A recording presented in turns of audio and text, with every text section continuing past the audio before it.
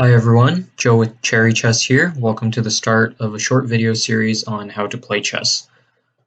So if you already know the basic rules of chess, I suggest you skip ahead to the video link in the description for some more advanced chess strategies. But if you're just starting the game, then this is the place to be. So we can start here by looking at how the board is set up. You see we have a white side and a black side. White always moves first in the game. And we see that there are 6 different types of pieces. If we start, we have the pawns, which form the front ranks of each side's army. We have the rooks in the corners. We have the knights next to those. Then we have the bishops flanking the queen and the king. So let's get started by looking at a few brief examples of how these different pieces move.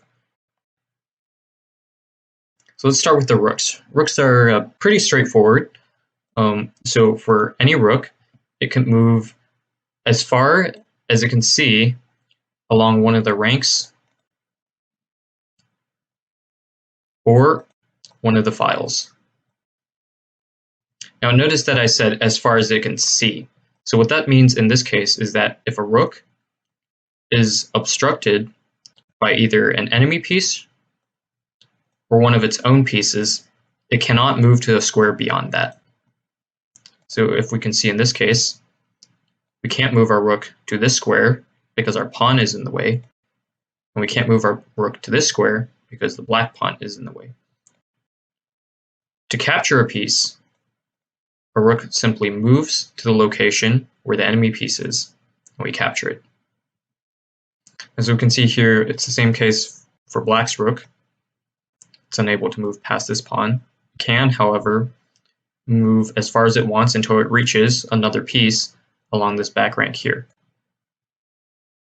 And again, captures the same way. All right, let's move on to the next piece.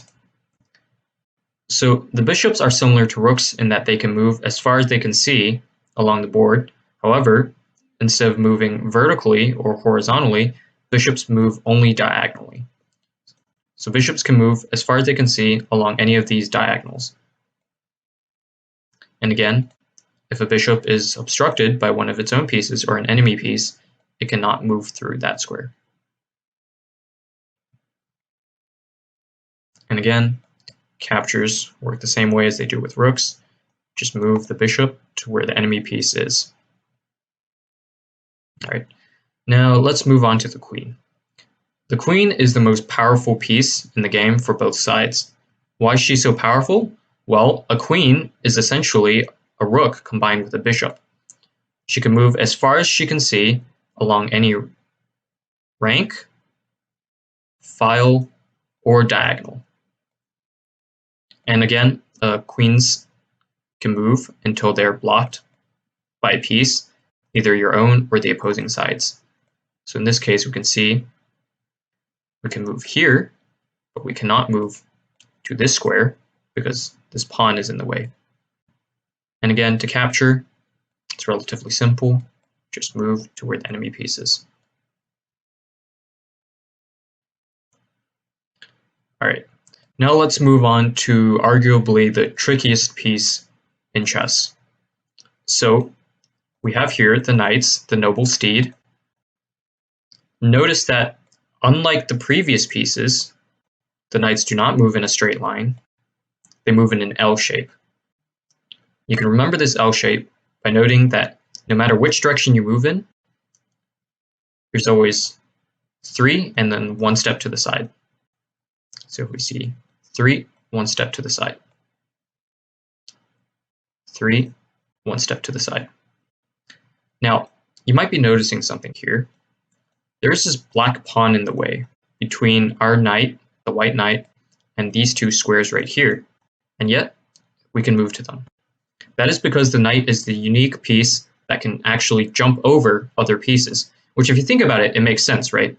It looks like a horse, and so obviously it should be able to jump over obstacles. And in fact, that is the case. We see that whenever you move in an L shape, you can jump over both enemy pieces or your own pieces.